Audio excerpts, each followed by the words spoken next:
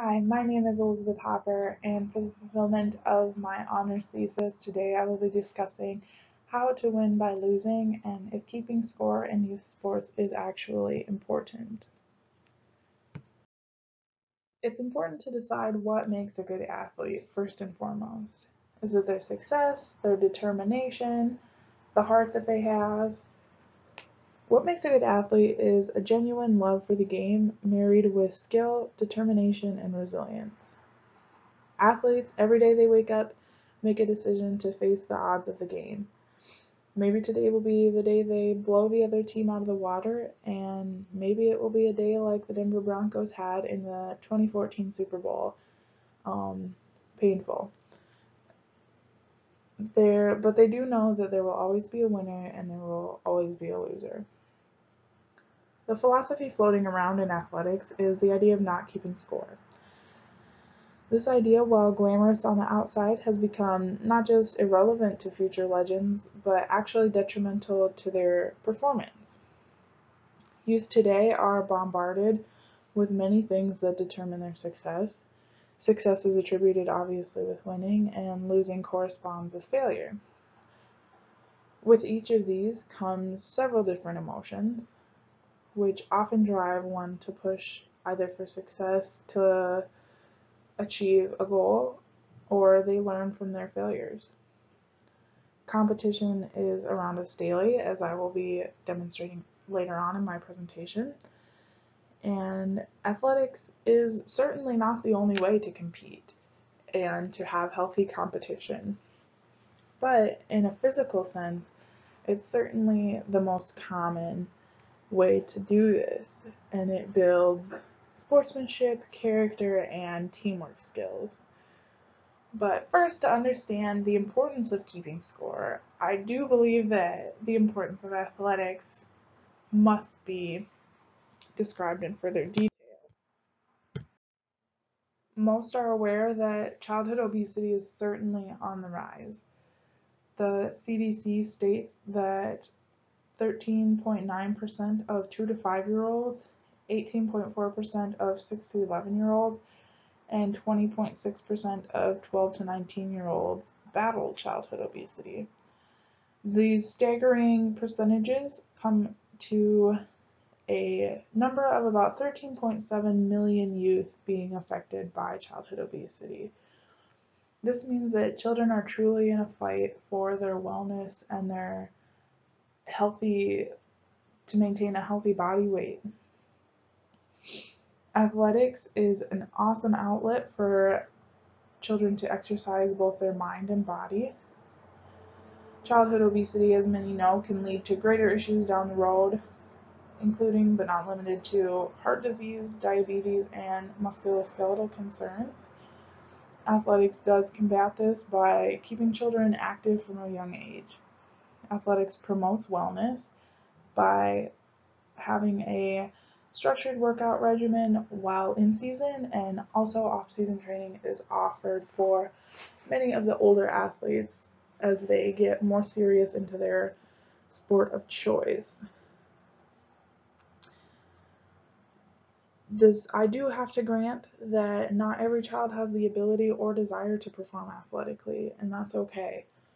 But athletics does have very many outlets for children that are unable, such as Special Olympics, to still be active and strive for something, as well as lower impact sports for those that maybe prefer things like golf as opposed to rugby.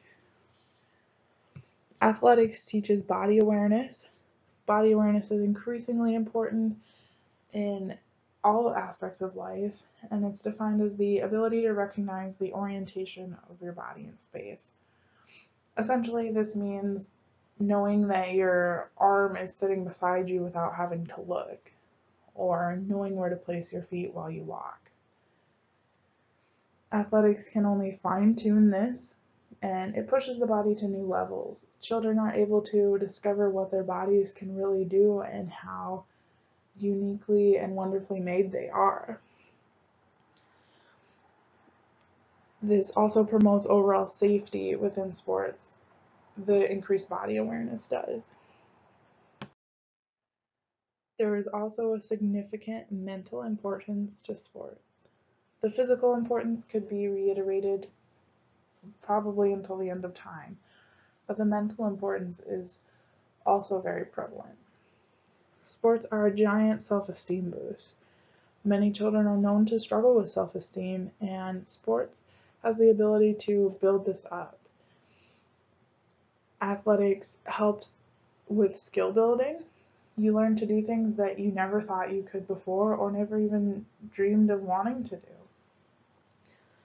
These things help build self-esteem and allow you to do things in life that maybe you wouldn't be able to do before. Sports also promote a positive body image. Famous tennis player Serena Williams found that she was rather unhappy with her larger athletic frame until she came to the realization that without her athletic stature and strength and endurance, she wouldn't be able to pull off the wins that she does. Sports allows children to become self-aware. They can learn to mentally prepare for goals and know that the way to achieve them is to put work in. This helps them with problem-solving skills, to know that if I want to get this time, I have to put this much work in. And this also allows them to be able to take criticism from coaches and parents. One quote from an article suggested that athletic girls become women who are better equipped than their non-athletic counterparts to handle criticism and stress. I do grant that this comes with a positive coach and supportive guardians. These things, without those things, it can be detrimental to a child's mental well-being. But with these, they can be better equipped for stress and criticism. Additionally, athletics teaches children to overcome obstacles in their life.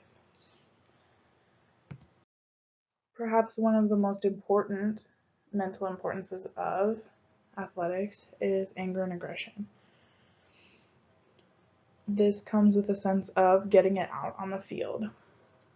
One study found that after a period of 24 weeks of children who were struggling with anger and aggression issues, 24 weeks of being involved in sports and 24 weeks of not being involved in sports, they found that after 24 weeks, an improvement in traits relating to the participants' self-control, such as self-observation, problem-solving skills, and delayed gratification, which ultimately led to a decrease in the incidence of aggression. This allows athletics to become a form of sublimation. Sublimation is a socially appropriate way of releasing aggression, anger, all of those types of negative outbursts can be released through sports in a socially appropriate way. Studies like this prove that athletics certainly do help children both mentally and physically. Now that I believe that you can infer that athletics plays a positive role in a child's life, there's a philosophy being incorporated in youth sports today that pose a potential risk to the betterment that sports have. This philosophy is known as the no-score philosophy. No-score athletics are, in essence, not keeping a score or standing in athletic competitions, such as tournaments or games. The no-score athletics are becoming more and more popular, with the age level for which it's being used rising to upwards to 12 years old, and in some instances older than that. This approach may seem more positive than negative, but I'd like to give you some evidence that points differently. Now, in any good banter back and forth, I will be giving you some pros to the no-score philosophy in hopes that the cons to it will outweigh it, but I want you to make an educated decision about this philosophy. So first of all, for the pros, no-score philosophy teaches skill building. This focuses on building a child's skills and not focusing on whether or not they are winning. Knowing how to play the game is certainly very important, and Emily Atwood in her article quotes Sam Snow, a soccer coaching director for the US Soccer League, and he says, in the case of some coaches, their livelihood is on the line based on the performance of 10-year-old children. This is sad, and so with that said, their focus is more on children learning to become better soccer players and less about their performance. Their emphasis lies on building long-term skills and the performance of the athlete, not simply in the here and now. Another pro to the no score philosophy would be that parents and coaches are not overwhelmed with the thought of winning. Therefore, children that would spend a lot of time on the bench are now more incorporated and getting more playing time. This is certainly a significant benefit to a no score philosophy. But then again, no score does have its place in youth athletics, but the information that I'm prepared to show you will outweigh the pros that I've stated.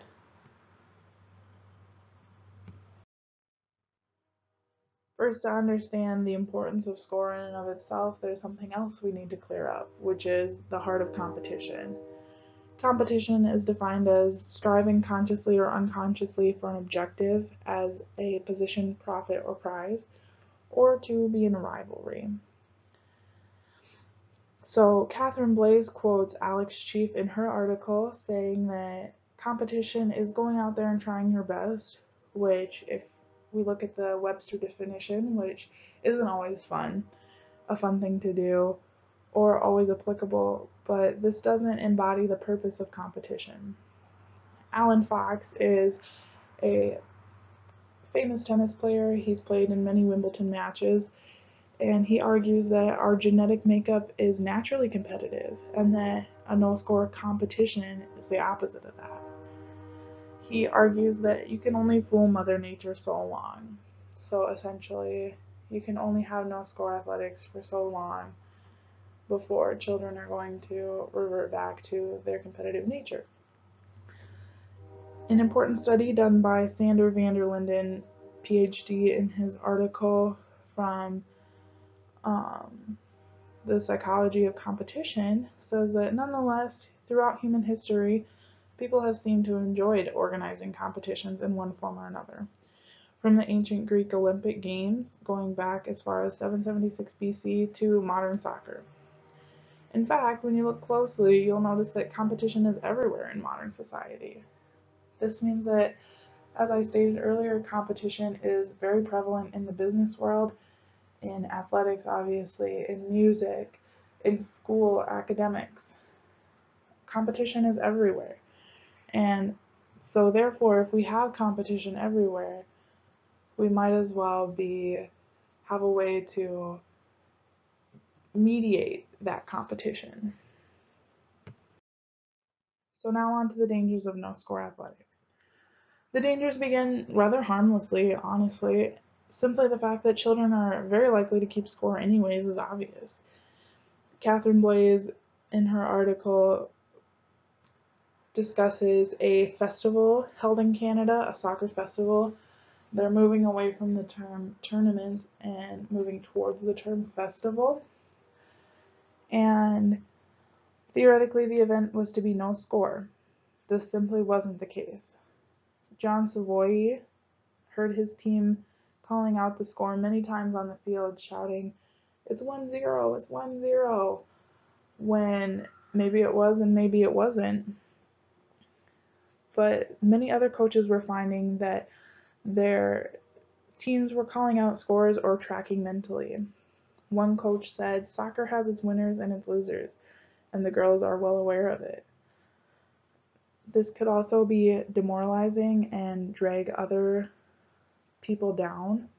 If you're constantly shouting out a score rather than being able to look at a scoreboard, this can be hurtful to other teammates on the opposite team because the other team is not the enemy. That's not the idea of athletics. But at the end of the day, Gavin Kilduff, New York University professor who studies focus on the psychology behind rivalry, quotes that if it's still two teams and the goal is to score on the other team.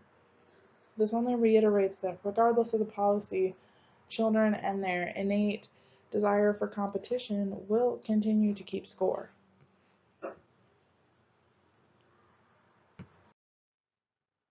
Another issue is self-esteem. Arguably, no parent wants their child to feel inferior.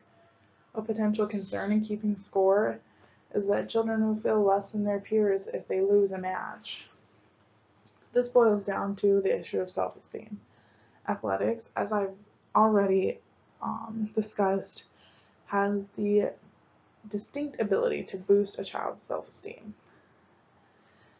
In an article, The Pros and Cons of Youth Sports Aren't Only Physical, the author sheds light on an athlete's ability to go from being unable to perform a skill to mastering it with ease. This eventual ability is huge in boosting self-esteem.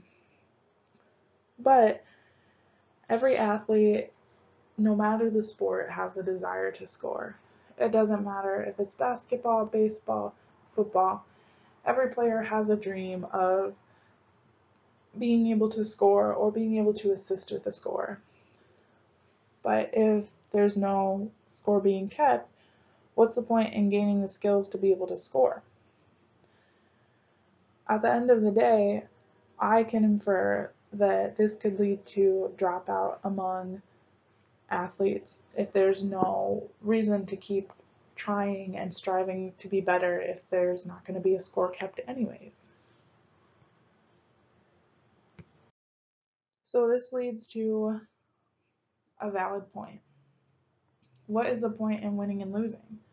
Because if there's no point to winning and losing, then no score athletics would win out.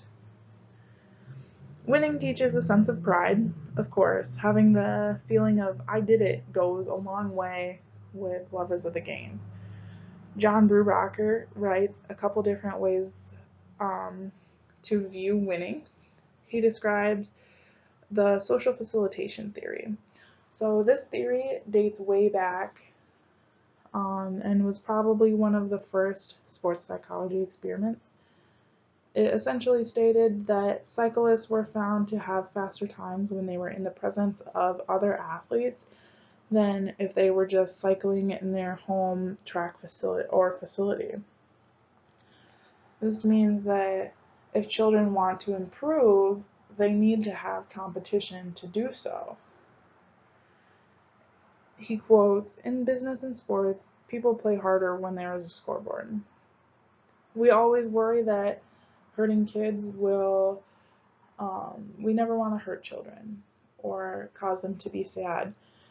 But Brubaker suggests changing the way score is kept. He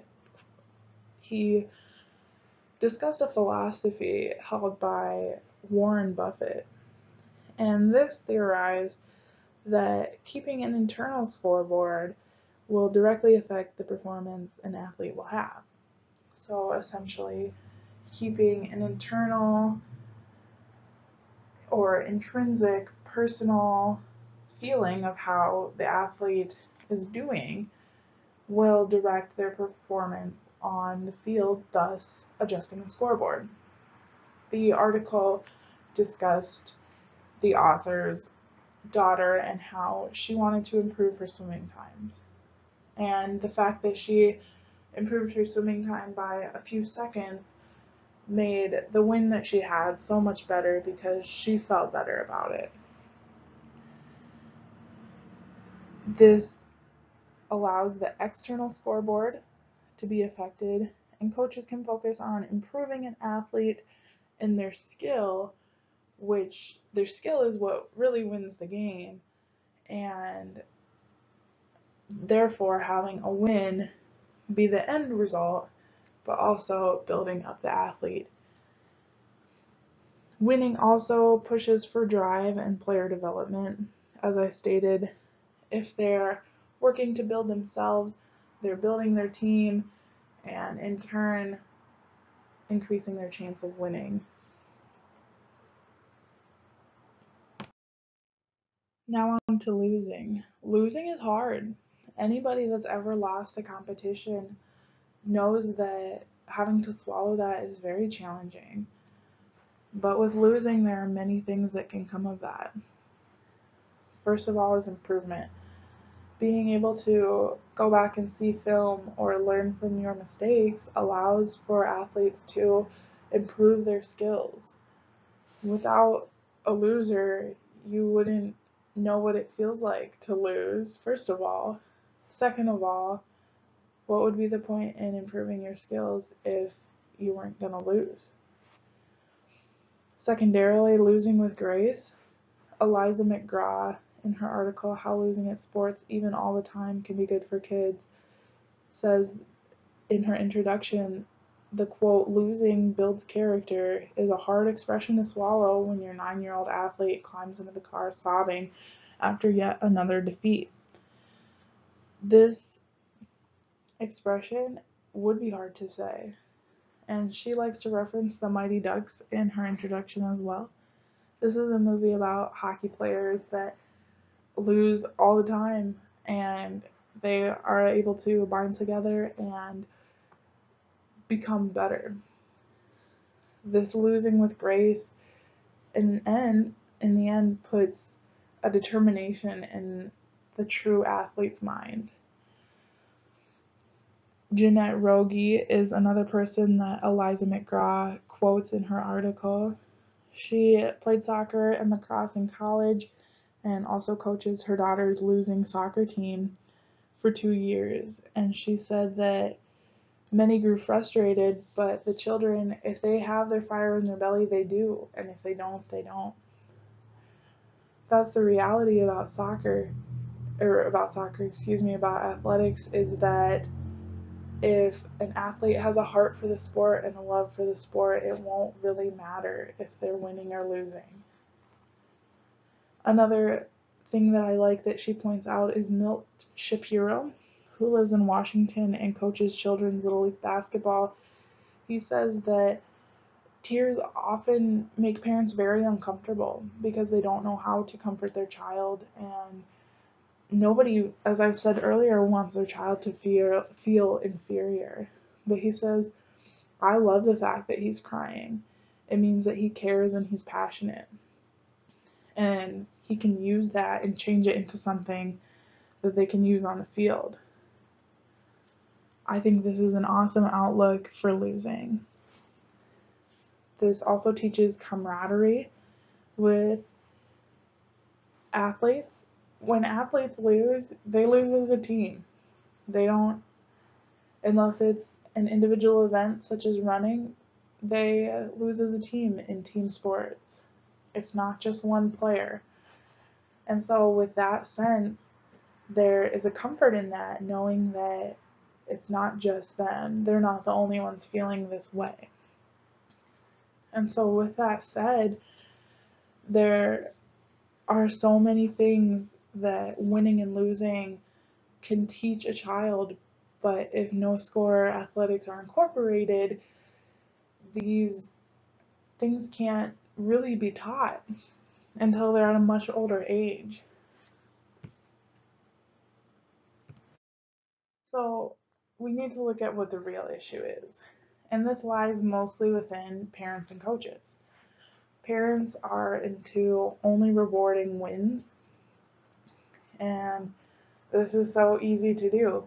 I mean, after after a child goes and wins something, you'll go out and get ice cream or something like that, where when they lose, it's a matter of just going home. But focusing on small improvements that their child is making on the field is incredibly important and can boost that child's morale. On the other hand, coaching staff. Positive coaching. Positive coaching is so important in keeping a scoring philosophy in place. If a coach can focus less on winning and more on player development, then the winning will come. Giving students an equal opportunity, as Eliza McGraw quoted in her article, sometimes athletes have that fire and sometimes they don't. And it's kind of a harsh reality, but athletes really do get weeded out based on how much they love the sport. And so coaches need to be honest with a player, and that's incredibly important. At the end of the article, it's quoted, "If you treat children like adults and the adults like children, sometimes it seems to work out a lot better." The children want respect, they want the dignity, but parents just need the attention and listening. They need to know that it's going to be okay for their child to win, and it's going to be okay when their child loses. Now, with all of that said, I hope that you can infer that a no score philosophy is simply detrimental and ineffective to athletes, and that keeping the philosophy of winning and losing teaches far more than a no score protection of a child's feelings could ever teach. Thank you for your time.